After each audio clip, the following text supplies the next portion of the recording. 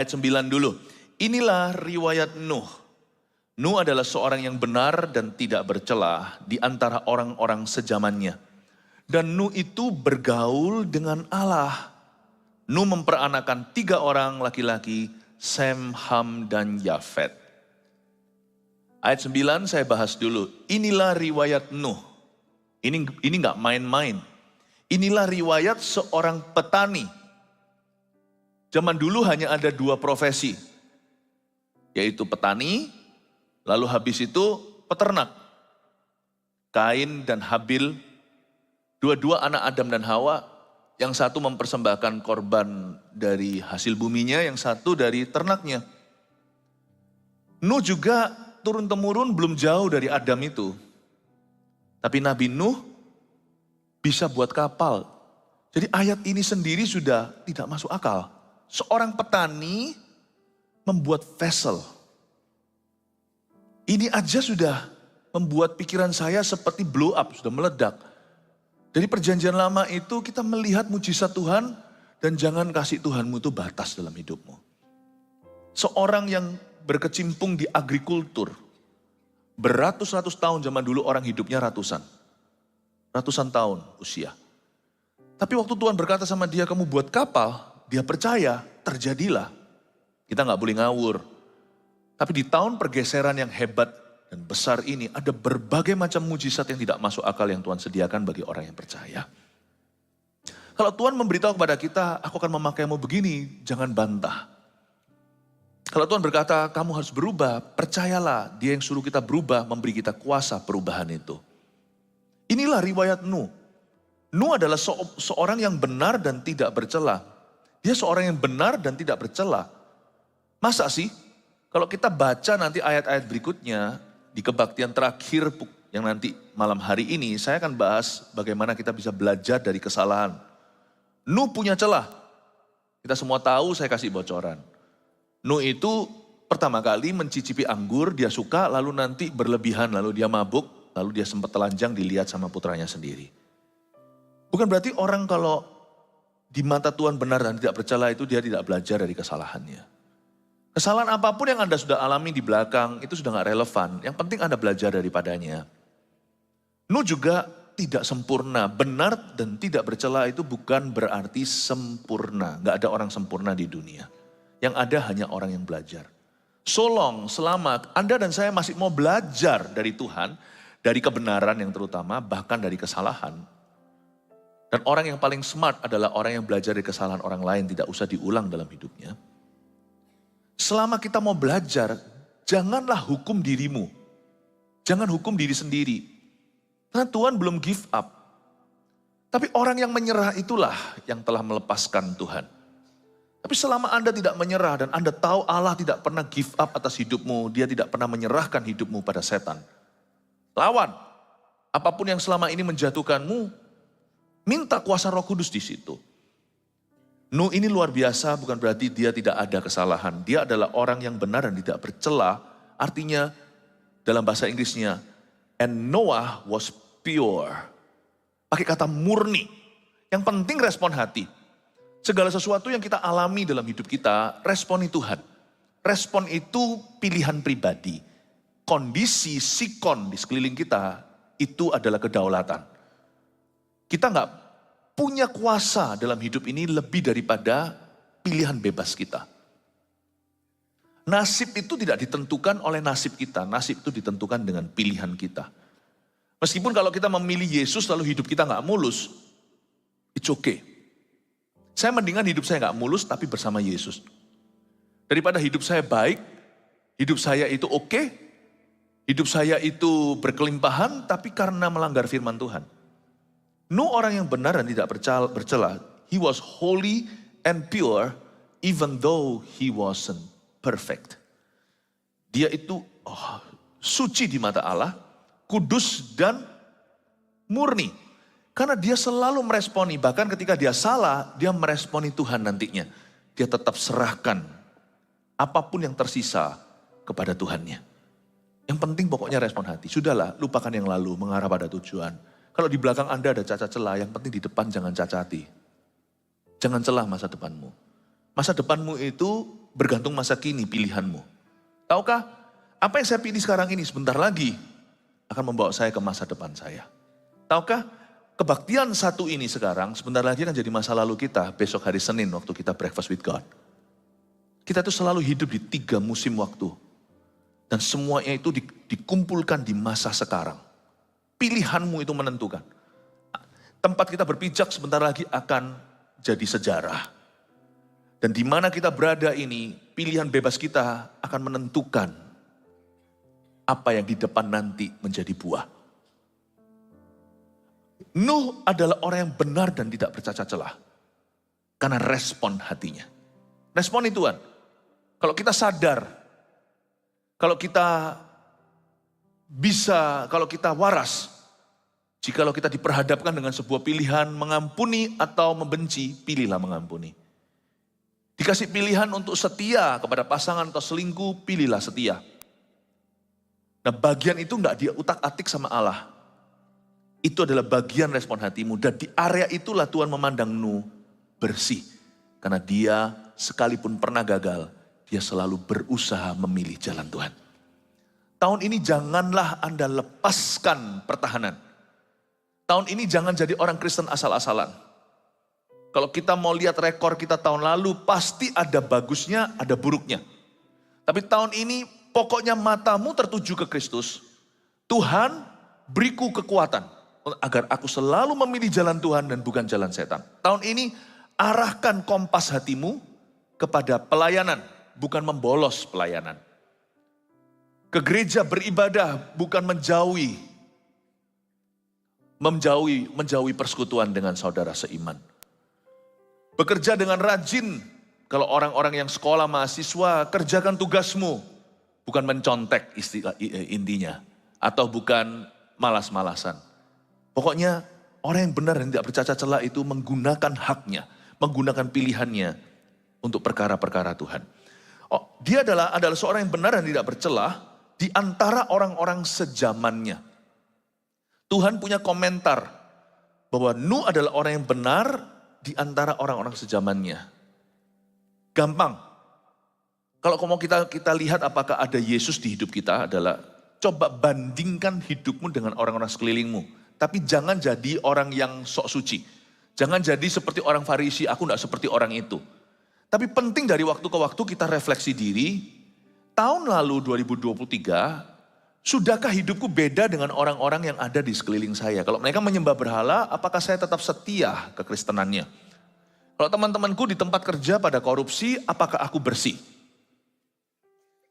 Misalnya, jikalau dalam pelayanan, orang-orang pada dasarnya pelayanan itu, mereka itu waktu melayani bagus tapi hidupnya nggak keruan. Apakah hidupku juga seperti itu?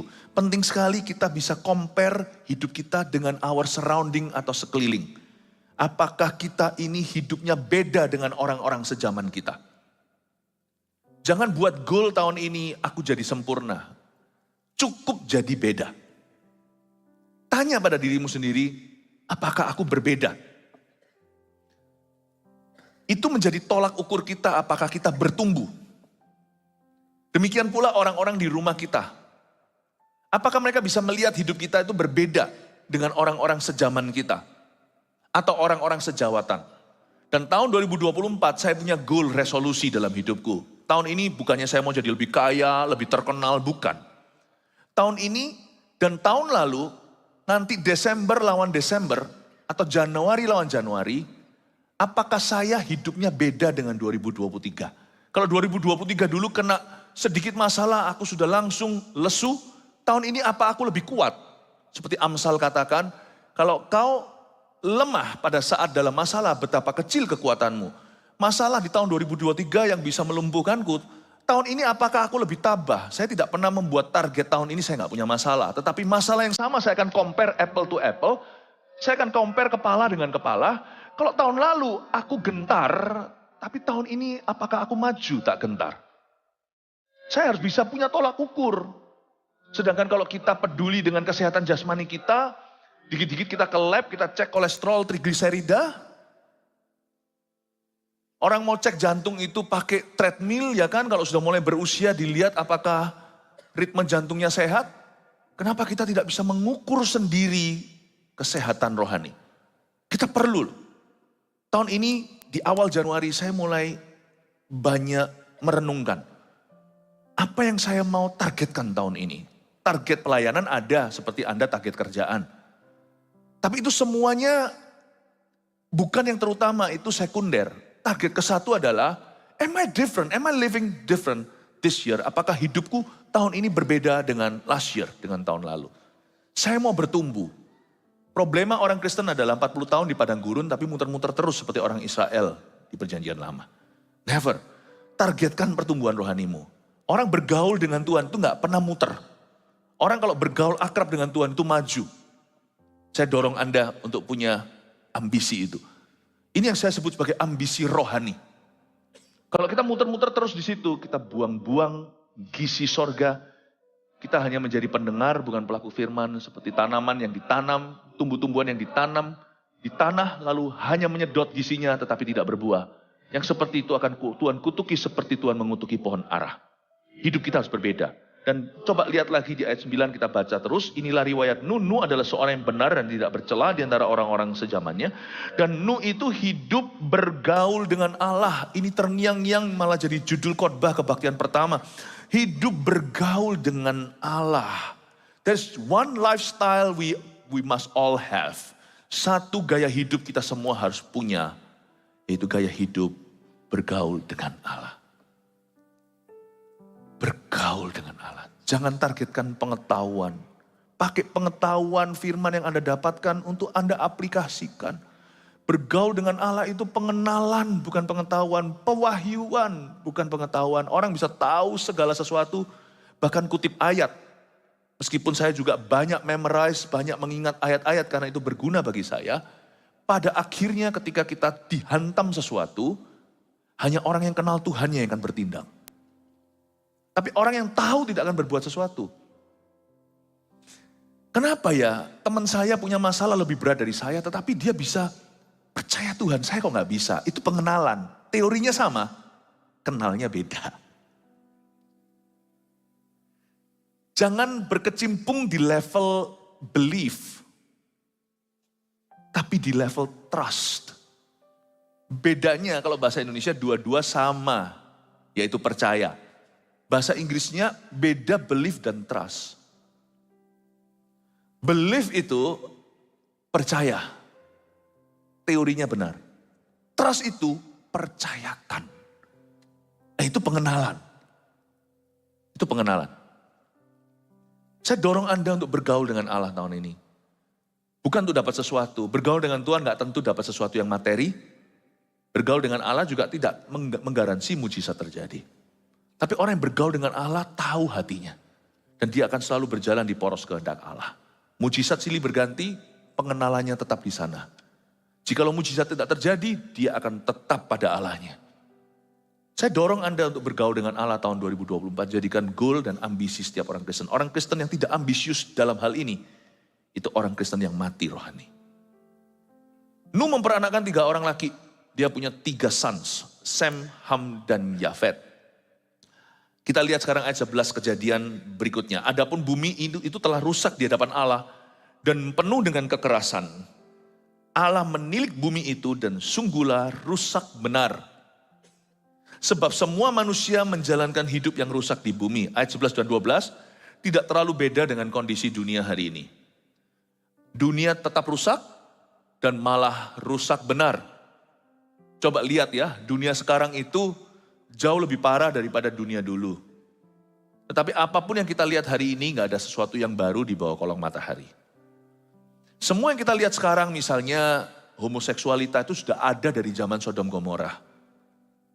Pembunuhan, wah malah purbakala. Kain bunuh Habil adiknya. Iri hati, dari dulu itu orang iri-irian itu. Jadi bumi itu sudah rusak. Dan semua manusia, ayat 12, menjalankan hidup yang rusak. Kecuali Nuh. Dari ayat 11 dan 12 ini, orang-orang Kristen yang kerap kali menyalahkan keadaan dan lingkungan, bahwa dia rusak karena mereka, pengaruh buruk itu mempengaruhi mereka, harus baca ayat 11-12 lagi bahwa dari cerita Nuh kita belajar sesuatu, kalau kita semua punya pilihan. Seluruh bumi rusak, Nuh sungguhan terkepung, tapi Nuh tetap hidupnya benar dan tidak bercela. Berarti setiap manusia punya pilihan masing-masing. Don't blame anybody untuk kejatuhanmu. Jangan salahkan pornografi. Sebab HP Anda, HP kita tidak harus lihat itu. Pohon pengetahuan yang baik dan buruk. Kalau zaman dulu satu pohon. Sekarang satu HP aja sudah tahu semua yang baik buruk. Bisa dipakai baik, bisa dipakai buruk. Jangan salahkan. Dunia memang akan rusak. Ayat ini pun sudah berbicara dari zaman dulu. Bahwa semua manusia menjalankan hidup yang rusak di bumi. Tapi pilihan di tangan you and me. Tapi seluruh keluargaku tidak ada satupun yang mau sungguh-sungguh melayani. So what? Kalau Tuhan datang membawa pedang bukan damai, musuh orang itu adalah orang-orang seisi rumahnya, Anda tetap punya pilihan seperti Gideon. Ayahnya menyembah terafim. Gideon tetap pada Allah Yahweh di perjanjian lama. You have a choice, you know. Kalau semua orang sekarang sudah tidak ada yang penjaka, tidak ada yang gadis lagi, semua udah sleeping around seperti hewan. Anda mau jadi hewan? Menukarkan kemuliaan Allah yang tidak kemuliaan Allah yang kekal itu dan abadi dengan sesuatu yang semu, atau Anda mau menjadi serupa dengan gambarannya? It's your choice. It's your choice. Pilihanmu. Jikalau semua dalam pelayanan melakukan perkara-perkara yang gak baik, pelayananmu murni atau tidak itu di tanganmu. Sebab semua manusia menjalankan hidup yang rusak, except Noah, kecuali Nuh. Berarti Nuh punya pilihan seperti kita. Jangan salahkan orang lain. Orang yang bergaul akrab dengan Tuhan tidak dipengaruhi oleh sekelilingnya. Dia malah justru menjadi terang dan garam. Terang itu kalau dinyalakan di tempat gelap, dia malah terang. Gak ada yang namanya lampu yang wattnya tinggi, lalu kita nyalakan di tempat yang gelap sekali, lalu dia ikut-ikutan gelap. No. Justru di tempat yang lebih gelap, terang itu semakin benderang. Karena terang kalau dinyalakan di siang hari seperti lampu mobil kita ya gak kelihatan. Tapi kalau hitamnya hitam pekat, di jalanan terpencil tidak ada lampu listriknya. Wah, jangan salahkan. Ketika terang mengeluh sekelilingku gelap, dan dia berkata maka aku juga kompromi, maka terang itu terang palsu. Karena Tuhan berkata dengan jelas bahwa di hidup ini kamu akan mengalami pencobaan, tapi kuatkan hatimu. Dan Tuhan sendiri berkata bahwa roh di dalam dirimu lebih besar daripada roh yang ada di dalam dunia. Ayat itu sebenarnya bunyinya begini. Satu roh, yaitu roh Allah, roh kudus, roh suci di dalam diri Anda, itu lebih berkuasa dari semua roh-roh di udara. Semua bala tentara pasukan setan dikumpulin jadi satu kemah, masih lebih kuat roh kudus di dalam dirimu. Yang percaya kasih tepuk tangan tuh Tuhan. Jadi kita gak harus rusak. Gak harus rusak. Dan kita gak perlu rusak. Orang yang bergaul dengan Tuhan punya kepercayaan. Bahwa aku akan membawa pengaruh. Aku bukan yang kena pengaruh. Aku bukan yang dipengaruhi. Latihlah. Jangan harapkan dunia lebih baik. Dunia tidak akan lebih friendly. Kita akan ditempa tahun ini. Kiri kanan digeser, Anda tidak akan pernah tergeser. Kenapa? Karena Anda berdiri pada pihak Tuhan. Bergaulah dengan Tuhan Yesus. Anda akan melihat kuasa. Meskipun kuasa Tuhan itu tidak akan membuat hidupmu tanpa masalah, tapi kuasa Tuhan itu membuatmu bertahan dalam masalah. Bukan berarti tanpa peperangan kemenangan itu terjadi. Kemenangan itu disediakan mungkin lewat perang dulu. Jangan cepat-cepat lemparkan handuk putih. Allah tidak menyerah atas hidupmu. Seperti Nuh, bergaulah dengan Tuhan, itu kunci kemenangan. Bergaul dengan Tuhan Yesus. You know, sometimes God may allow you to be lonely and even alone. Kadang-kadang dalam peperangan rohani yang kita alami dalam hidup kita masing-masing beda-beda tentunya. Tuhan akan izinkan kita merasa kesepian. Meskipun kita sebenarnya nggak pernah sendirian, dalam Tuhan itu kita nggak pernah sendiri sih. Satu Tuhan bersama kita dan selalu akan ada 5 roti 2 ikan, selalu akan ada saudara seiman yang Tuhan taruh di sana yang pas dan cukup, tidak berlebihan dan tidak kurang dalam hidupmu. Kalau saya menoleh dalam hidup saya, nggak pernah sekalipun saya dibiarkan ditinggalkan sendirian, nggak pernah. Tuhan selalu ada orang-orang dalam hidup saya. Kadang-kadang orang-orang yang kita duga mengecewakan. Tetapi orang yang tidak terduga bisa datang menghiburmu. Pokoknya dalam Tuhan itu nggak pernah kurang orang. Tuhan itu gudangnya orang. Makanya di Yesaya dikatakan orang-orang yang merombakmu, yang merusakmu akan menjauh. Tapi orang-orang yang membangunmu akan datang dekat. Jangan pernah Anda merasa minder, merasa kecewa, mau bunuh diri dan sebagainya. Karena selalu akan ada orang yang berkata, I believe in you. Dan kadang-kadang orang-orang tersebut, orang-orang yang tidak ada dalam kamus kita. Tapi selama ada Allah di dalam hidupmu, Anda tidak akan pernah kekurangan manusia yang dari Tuhan dalam hidup Anda. Selalu akan ada. Makanya orang kalau give up itu, orang itu pengku. Orang yang menyerah, itu bukan karena mereka harus putus asa. Orang-orang yang akhirnya lemparkan handuk putih, itu pilihan mereka. Saya dorong Anda untuk tahu bahwa orang yang bergaul dengan Allah tidak pernah dibiarkan sendirian. Tapi kadang-kadang diizinkan merasa kesepian. Semua perasaan loneliness itu sebenarnya bagus. Itu membuat kita semakin bergantung dengan Tuhan. Setiap kali saya dihinggapi dengan virus ini, rasa lonely, ruang doa akan menjadi pilihan saya. Jadi bagi saya nothing tulus, gak ada yang rugi. Ketika Anda merasa lonely, Anda tertekan, disitulah Anda akan merasa lebih butuh Tuhan. It's good sih. Bukan berarti saya bergantung dengan itu. Ada tipe orang Kristen yang harus mengalami masalah dulu baru cari Tuhan, baru ke gereja, baru berdoa. Nah itu masalah. Itu masalah, itu gaya hidupnya salah. Gaya hidup kita harusnya sudah bergaul dengan Allah. Tapi masalah itu justru menjadi gizi penuh untuk membawa kita masuk ke dalam hadirat Allah. Jadi bergaul dengan Tuhan itu begitu. Bergaul dengan Tuhan.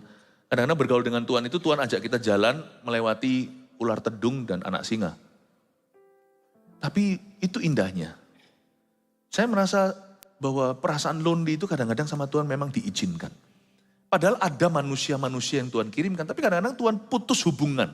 Putuskan hubungan itu sementara dalam satu periode waktu untuk membuat kita cari Tuhan dulu. Itu luar biasa. Jadi jangan anti perasaan sepi. Jangan anti perasaan sendiri, cuman jangan di-entertain. Jangan manjakan perasaanmu, lalu berkata aku sedih, duduk sendiri, ambil tali, mau bunuh diri, talinya putus, gak jadi mampus. Janganlah Anda manjakan. Perasaan lonely itu gizi penuh untuk cari hadirat Allah. Untuk bergaul dengan Tuhan. Amin Bapak Ibu Saudara. Coba pelajari Yesus. Yesus pada waktu ada di padang gurun sendirian, ujung 40 hari, dia dilayani malaikat. Sadarkah Anda bahwa anak Allah pun yang punya persekutuan sempurna dengan Allah Bapa dan Allah Roh Kudus. Tuhan dalam kondisinya sebagai manusia, Bapa utus malaikat dengan wujud yang kelihatan untuk melayani dia. Bayangkan, Tuhan itu baik sekali. He will never let you be alone this year. Tapi lain cerita dengan orang yang mengunci diri. Yang jadi seklusif.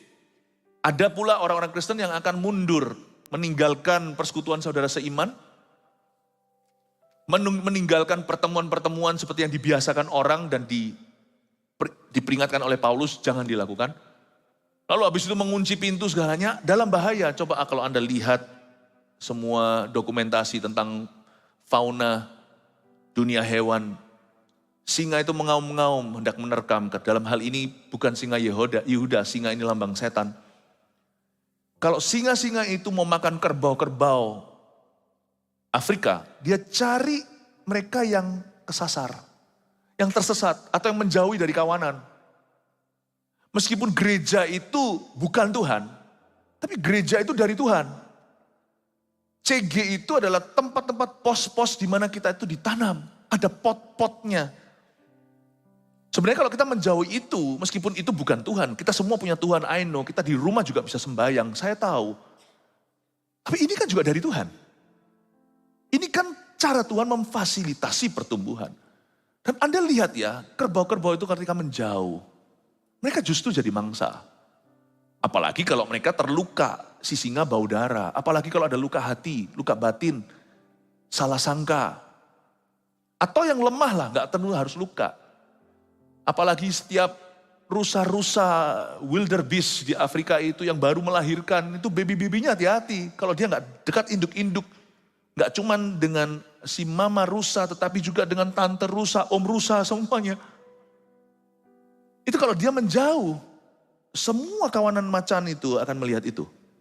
Makanya baby rohani itu harus segera digembalakan. Harus segera digembalakan. Bukankah itu tangga-tangga Yakub ke sorga?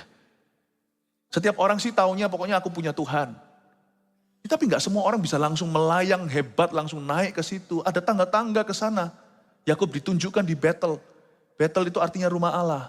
Inilah tangga. Yakub berkata, inilah rumah Tuhan. The house of God serves, berfungsi seperti tangga-tangga itu. Bukan hanya kita yang naik ke situ, anak cucu kita akan naik ke sana nanti. Bergaul dengan Allah, tidak bisa kita bergaul hanya dengan Allah. Sadarkah Anda? Bergaul dengan Allah itu besi menajamkan besi, manusia menajamkan manusia, ini bukan konflik maksudnya. Pembentukan adalah bagian dari itu, tapi bukan intinya. Maksudnya Anda berada di tengah-tengah api unggun Tuhan. Kita saling memanaskan. Kalau orang tidur sendiri dia kedinginan, tapi berbahagialah orang yang waktu tidur saling menghangatkan. Tali 3 lembar susah putus, kata pengkhotbah.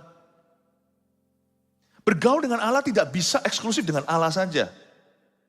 Saya kadang-kadang mikir loh, andai kata saya hidupnya itu lone ranger sendirian. Saya tidak berada di tengah-tengah Anda, bisakah saya survive?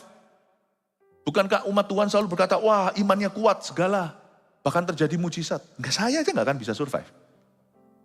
Saya tahu itu. I need God's people. Please jangan menjauh for your own sake.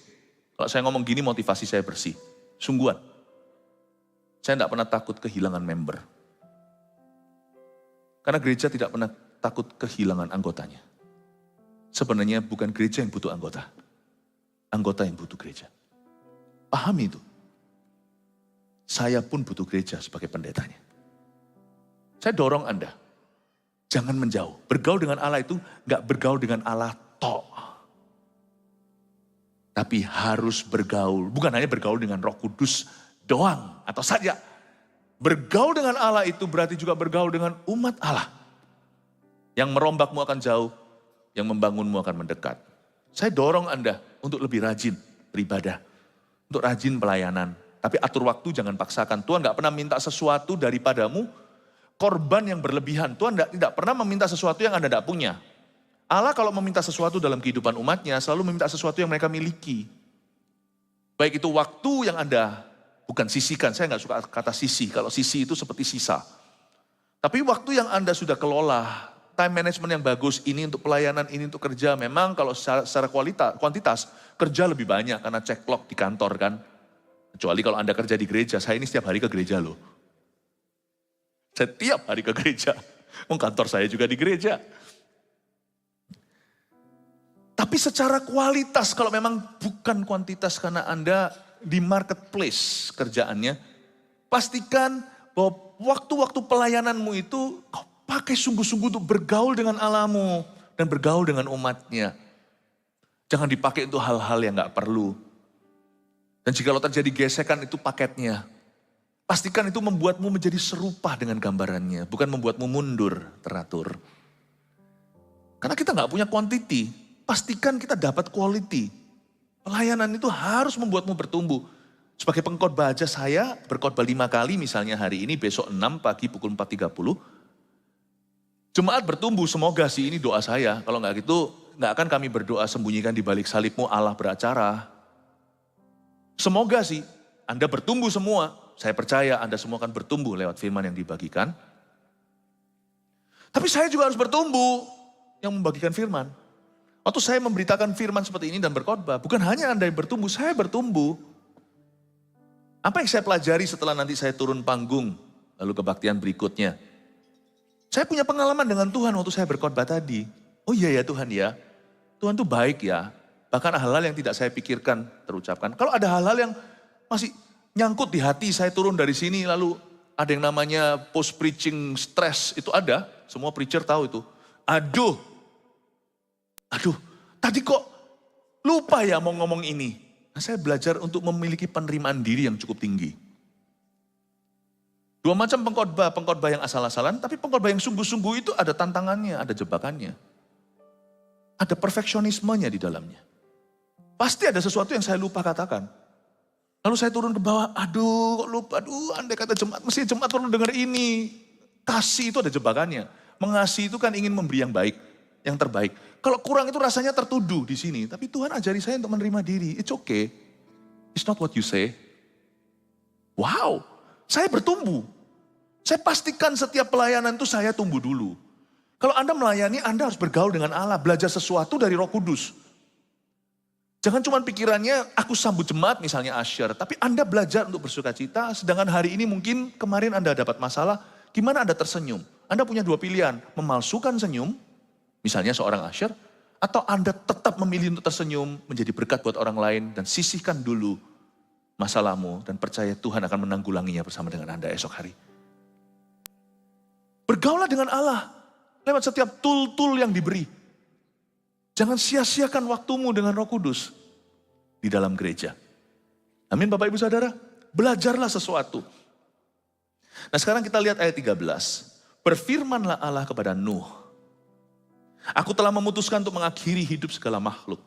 Sebab bumi telah penuh dengan kekerasan oleh mereka. Jadi aku akan memusnahkan mereka bersama-sama dengan bumi. Buatlah bagimu sebuah bahtera dari kayu gofir. Bahtera itu harus kau buat berpetak-petak dan harus kau tutup dengan pakal dari luar dan dari dalam. Beginilah engkau harus membuat bahtera itu. 300 hasta panjangnya, 50 hasta lebarnya, dan 30 hasta tingginya. Buatlah atap pada bahtera itu dan selesaikanlah bahtera itu sampai ke sehasta dari atas dan pasanglah pintu pada lambungnya. Buatlah bahtera itu bertingkat bawah, tengah, dan atas, 3 story atau 3 level. Kalau kita baca begini ya, kecuali kalau Anda arsitek atau Anda insinyur, saya aja sebagai pendeta hamba Tuhan untuk baca gini, aduh malas ini apa nih hasta-hasta. Makanya saya jelaskan ya, semoga Anda bertumbuh lihat pengetahuan. Ayat 13 dulu saya jelaskan orang yang bergaul dengan Allah itu punya satu kelebihan. Berfirmanlah Allah kepada Nuh, aku telah memutuskan. Ada ayatnya juga di bagian lain Alkitab, nggak usah dibuka. Orang yang Tuhan mewahyukan perjanjiannya kepada orang yang bergaul karib dengan dia. Orang yang bergaul karib dengannya akan mengetahui perjanjian Allah. Jadi satu kelebihan orang yang bergaul dengan Tuhan dan jadikan itu agenda pribadinya. Dia selalu sengaja untuk bergaul akrab dengan Tuhannya. Orang seperti itu Tuhan tidak akan lewatkan. Kalau Tuhan mau memutuskan sesuatu, dia akan berpikir begini, akankah ku sembunyikan apa yang hendak kulakukan itu kepada Abraham temanku? Tapi kalau orang tidak bergaul akrab dengan Tuhan, dia nggak akan bisa nangkep hati Tuhan. Biasanya dia akan lihat dulu perbuatan Tuhan, itu pun kadang-kadang dia salah ngerti karena hatinya tidak di posisi yang benar dan bersih. Tapi orang yang bergaul akrab dengan Tuhan itu biasanya early. Tuhan beritahu dia, karena Tuhan nggak beritahu dia, Tuhan sendiri rasa gimana. Kode pertemanan, itu Tuhan dari sisi Tuhan, dia itu setia kawan. Dia kan berkata, kok aku nggak beritahu ya sama si Bobby ya. Mungkin di sini ada yang namanya Bobby. Atau di sini ada yang namanya Pak Agus. Kenapa ya kok aku enggak beritahu kepada si ini ya Agus ini ya. Aku harus beritahu apa yang hendak aku lakukan. Dengar-dengaran dengan Tuhan. You know God told Noah what he was about to do. Allah memberitahu kepada Nuh secara pribadi apa yang hendak dia lakukan. Memang di dunia ini sekarang banyak uang palsu. Banyak lalang di tengah gandum. Jadi mesti hati-hati dengan orang Kristen yang memberikan impresi bahwa dia itu istimewa. Aku dengar gini, dengar gitu. Biasanya orang yang sungguhan dengar suara Tuhan tidak akan koar-koar. Kecuali untuk impartasikan dan sosialisasikan. Kecuali dia berada di posisi kepemimpinan yang sah. Di mana dia harus berbicara kepada orang. Atau oleh kehendak Yesus. Dalam sebuah pembicaraan, orang itu mendapatkan sebuah opening atau pintu terbuka agar bisa bicara ke kehidupan temannya. Orang yang memaksakan diri, Tuhan ngomong gini, Tuhan ngomong begitu. Wah. Itu bukan dari Tuhan. Saya pernah sebagai hamba Tuhan, sesama hamba Tuhan datang, lalu habis itu saya dapat pesan begini, saya dapat pesan begitu. Very ridiculous, saya nggak bisa jelaskan. inti pesannya, tapi menurut saya sih Tuhanku enggak begitu ya. Saya tidak akan terintimidasi dengan orang berkata demikian firman Tuhan dan Tuhan ngomong gini sama saya. Enggak akan. Sebab orang yang sungguh-sungguh mendengar suara Tuhan akan berwibawa. Akan berwibawa. Dia tidak akan jadi orang yang panik dan gerusuh. Dia butuh pengakuan, dia butuh orang lain percaya bahwa Tuhan bicara sama dia. Dia akan tenang kalau Allah berbicara, berfirman kepadanya. Tapi saya coba berikan disclaimer-nya dulu bahwa akan ada orang-orang di akhir zaman ini yang ngaku-ngaku. Yang pasti kalau Allah berbicara kepada seseorang, Tuhan tidak akan melanggar firman-Nya sendiri. Jadi pengetahuan dasar tentang firman, apa yang boleh, apa yang jangan, itu jangan dilanggar. Kalau Tuhan berbicara sesuatu yang lebih spesifik, yang tidak dicatat di dalam firman, misalnya peneguhan. Misalnya arah-arah tertentu yang Tuhan ingin kita memperhatikan itu. Dan kalau itu sungguh-sungguh dari Tuhan, itu akan terjadi karena Tuhan adalah Allah yang meneguhkan perkataan hamba-hambanya dan melakukan keputusan yang diambil oleh utusan-utusannya. Tuhan tidak perlu dibantu, kita taat saja. Tetapi saya ingin menekankan setelah disclaimer-nya, bahwa orang yang bergaul akrab dengan Tuhan punya satu privilege, punya satu hak istimewa. Tuhan akan bicara kepadanya sebelum sesuatu terjadi. Tidak selalu segala sesuatu yang terjadi. Kadang-kadang Tuhan izinkan kita tidak tahu apa-apa dan kita beriman melaluinya. Justru iman kita bertumbuh waktu kita tidak tahu. Tetapi kadang-kadang Tuhan akan memberitahukan sesuatu. Dan kalau Tuhan kadang-kadang memberitahu sesuatu, selalu dia beritahukan kepada orang yang bergaul akrab dengan dia. Kadang-kadangnya Tuhan itu 100% untuk orang yang akrab. Kalau Tuhan selalu harus ngomong dulu, kan Tuhan di bawah kita. Berarti kan Tuhan harus selalu kulonwun sama kita dulu, atau permisi dulu. No. Tapi terkadang kalau dipandang Tuhan baik, dia harus memberitahukan kepada hamba-hambanya, dia akan memberitahu kepadamu. Hatimu buat peka tahun ini. Cari Tuhan itu kelebihannya satu. God will tell you. Jikalau tidak presisi spesifik, dia akan memberimu suatu perasaan peka, arahnya apa dari sesuatu yang Tuhan izinkan, baik itu berkat atau yang kelihatannya kutuk bagi dunia. Allah akan menunjukkan maksud ilahinya, Tuhan akan mengarahkan hatimu kepada perkara-perkaranya, dan waktu Tuhan memberitahu sesuatu, dia membuatmu ready dan membuatmu untuk bisa mempersiapkan orang-orang di sekeliling Anda. Berfirmanlah Allah kepada Nuh, aku telah memutuskan, I have decided, dari seluruh jutaan orang di dunia, entah berapa ya di zaman purbakala, minimal ratusan ribu, dia hanya bicara sama Nuh. Luar biasa ya. Tapi yang pasti, disclaimer sekali lagi, jangan ngaku-ngaku Tuhan bicara lalu mengubah teori firman. Kejadian sampai Wahyu sudah tutup buku, jangan dibuka lagi. Kecuali untuk dibaca dan dipercaya. Jangan kau ganti. Gak ada orang berkata, Tuhan ngomong sama saya tadi malam, malaikat menampakkan diri. Yesus bukan Tuhan, jangan ikuti orang begitu.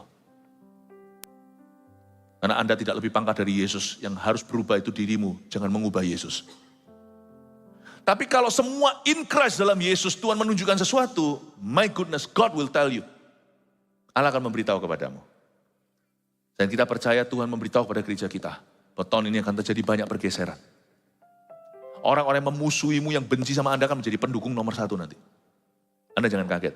Tapi orang-orang yang nyaman seolah-olah seperti apa, peringatkan. Jangan sampai mereka jatuh, terdahulu menjadi terkemudian nanti. Berfirmanlah Allah kepada Nuh, aku telah memutuskan. Dengar-dengaran dengan Tuhan. Pasang kuping rohani kita.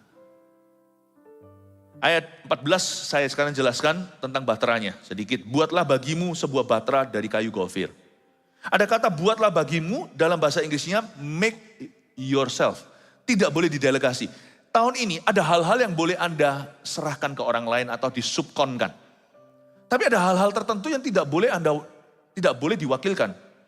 Membuat bahtera, Tuhan tidak berkata kamu sewa tukang kayu. Tuhan berkata sama Nuh yang notabene adalah petani, kamu yang buat ini, buatlah bagimu, you make it. Tanya sama Tuhan, orang yang bergaul dengan Tuhan itu akan tahu peran. Dia akan tahu bagaimana, dia akan punya hikmat Salomo untuk bisa membedakan mana yang dia bisa subkonkan, mana yang dia harus turun tangan. Jangan cuci tangan seperti Pilatus, tahun ini Anda mesti harus turun tangan. Sebelum Anda turun tangan apa-apa, angkatlah tanganmu dalam doa dulu dan minta Tuhan upload sesuatu, download sesuatu sebelum Anda bisa uploadkan. Atau minta upload sesuatu dari Tuhan dalam dirimu sebelum Anda downloadkan kepada orang-orang sekeliling Anda. Buatlah bagimu, make yourself. Not make for yourself. Bukan buatlah untuk kamu. Bahtera tidak pernah untuk Nuh, tapi Nuh untuk Bahtera dan Bahtera untuk dunia. Buatlah bagimu, make yourself. Tidak boleh didelegasi. Sebuah bahtera dari kayu gofir. Tolong diingat, sebelum zaman Nuh, dunia belum turun hujan. Dari dulu yang mengairi tanah sehingga gembur menjadi tanam-tanaman tumbuh-tumbuhan, itu mata air. Belum ada hujan dalam ciptaan.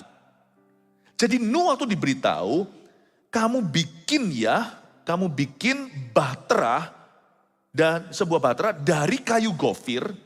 Nuh gak ngerti ini untuk apa ya Tuhan. Dia gak tahu. Dan bahtera itu harus kamu buat berpetak-petak. Harus kau tutup dengan pakal dari luar dan dari dalam. Disuruh pakai ter atau pitch dalam bahasa Inggrisnya. Dipakai bahan aspal yang tahan air, waterproof. Nuh itu bingung, Tuhan, air itu semua hanya di tanah gembur dan mata air untuk minum. Ngapain aku buat shoe box kayak kotak sepatu yang besar ini, raksasa.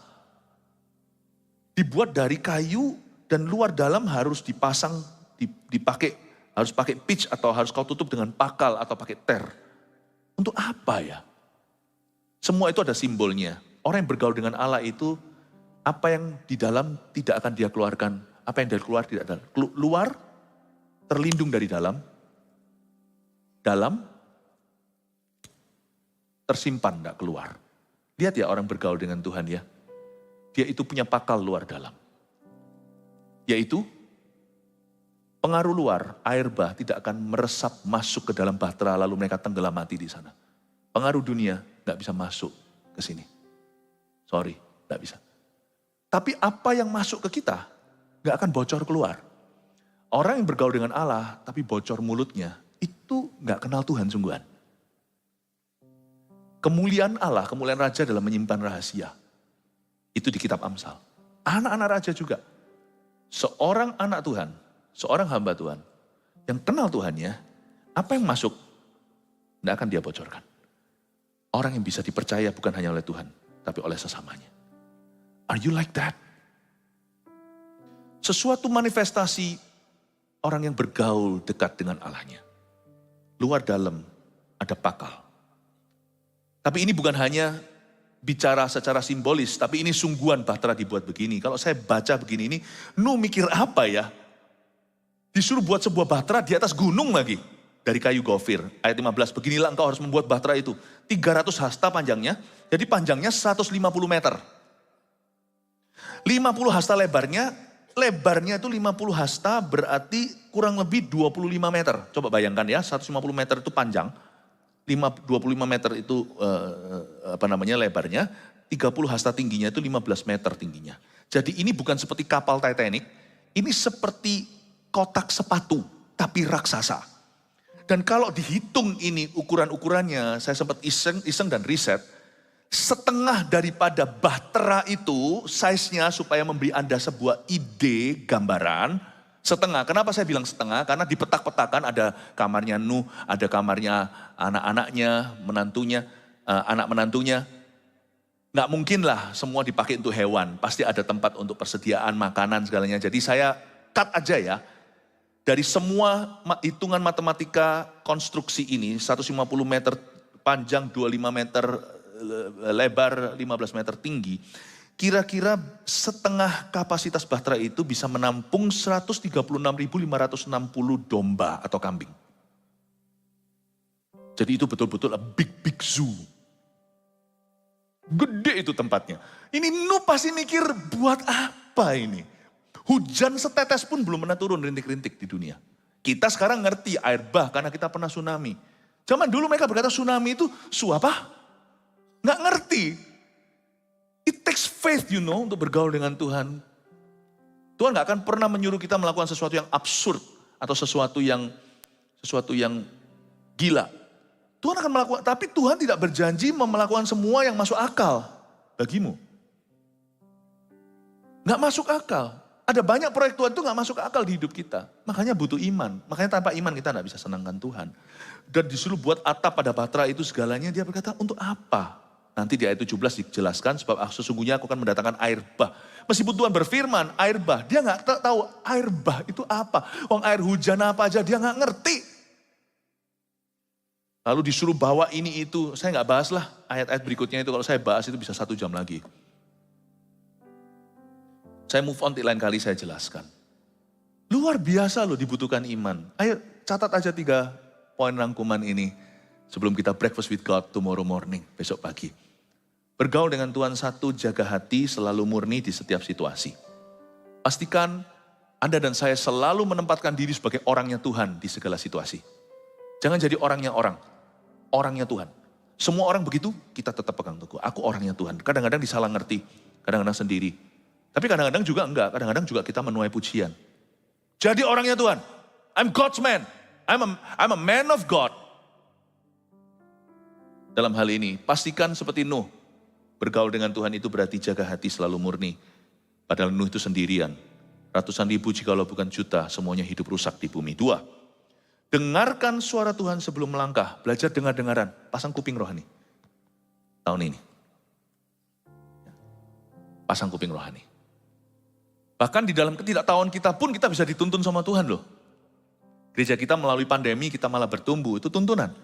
Saya nggak pernah mengerti kenapa sebelum pandemi itu tim multimedia kita gemuk. Bukan orang-orangnya maksudnya, timnya. Apalagi kita waktu tahun 2020, waktu di tempat yang lama kita baru di sana berdiri. Wah, besar pasak dari tiang. Saya nggak ngerti. Boom, pandemi bulan Maretnya kita baru ibadah 3 bulanan. Setelah itu game changernya. Kita nggak pernah tahu kan, ternyata yang namanya online ministry itu menjadi segalanya. Kadang-kadang dalam ketidaktahuan kita.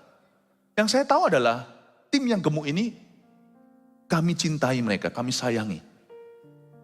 Kami gembalakan, kami mentori, kami hidupi, kami terus taruh visi. Mana ngerti pandemi, boom, online. Di dalam ketidaktahuan pun, nggak ada orang menebak COVID itu. Nggak ada orang cukup peka. Kadang-kadang memang Tuhan sembunyikan. Tapi kita dalam ketidaktahuan pun kita dituntun Tuhan. Dan perkara-perkara yang kita tahu, harusnya kita dituntun Allah. Nggak boleh, hal-hal yang kita sadari harus diserahkan kepada Tuhan. Sebab masih banyak hal-hal yang kita tidak sadari yang akan terjadi. Makanya kalau kita terpelecok, kita kesleo, terkilir di perkara-perkara yang kita sadari, wah itu kekristenan yang sangat rendah sekali.